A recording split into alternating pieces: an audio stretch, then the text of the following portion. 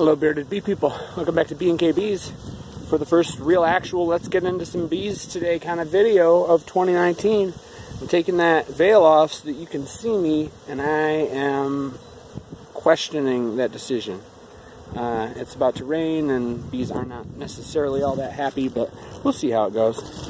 Okay, so what I'm doing out here today is just checking strength, kind of getting a feel for where I'm going to need to be in, a couple weeks in terms of splits and queen preparation and all that kind of stuff. But the real job of today, other than that kind of stuff, is to clean off the bottom boards, clean off any dead clumps of bees, and give them some pollen.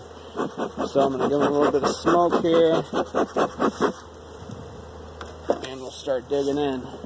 I'm not really pulling any frames unless something looks really weird or unless I'm trying to consolidate a box. So, well, that box is heavy.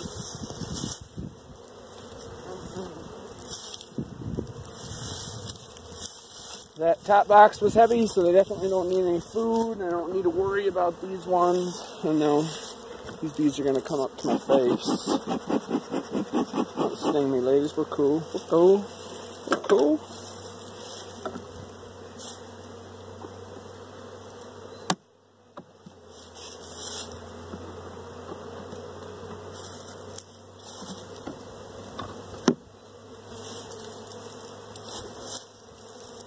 And these, I won't use these again, or at least I will pull these out before the hard part of the winter, because this is what it creates, an inability to clean this stuff out. And if you don't have the ability to get out to these hives regularly to clean that stuff out, it can become really problematic. The most mold and stuff I've ever seen in overwintered colonies comes out of colonies that were left with an entrance reducer of some type on, and those were just screen.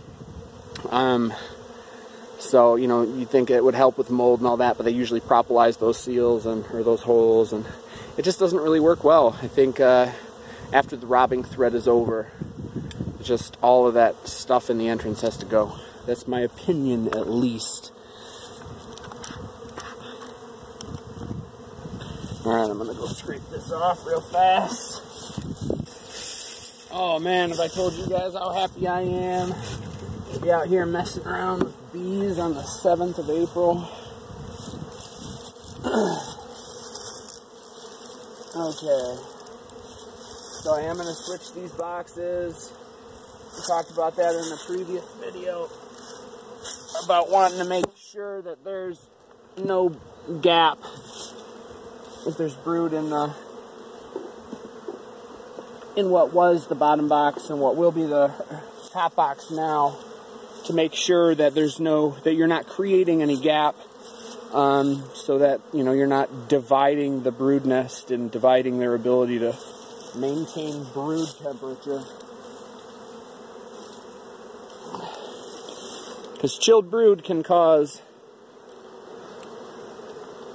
a lot more issues than just dead brood. It's a bacterial sink. You get European foul brood that way. So always be mindful of where you're putting brood, whether you're making a split or just managing a colony, or you're splitting boxes or reversing boxes after winter. Just be mindful of where you're putting the brood and where the bees are and how many bees there are in that box in order to, maintain that brood temperature, because it's very, very important. So, it's bee season. I'm excited. I have a couple more hives to do, and then I've got a bunch of stuff to clean up. So, I've got work to do, so I've got to let you guys go. But thank you for watching. Get out there and have some fun with your bees. See ya.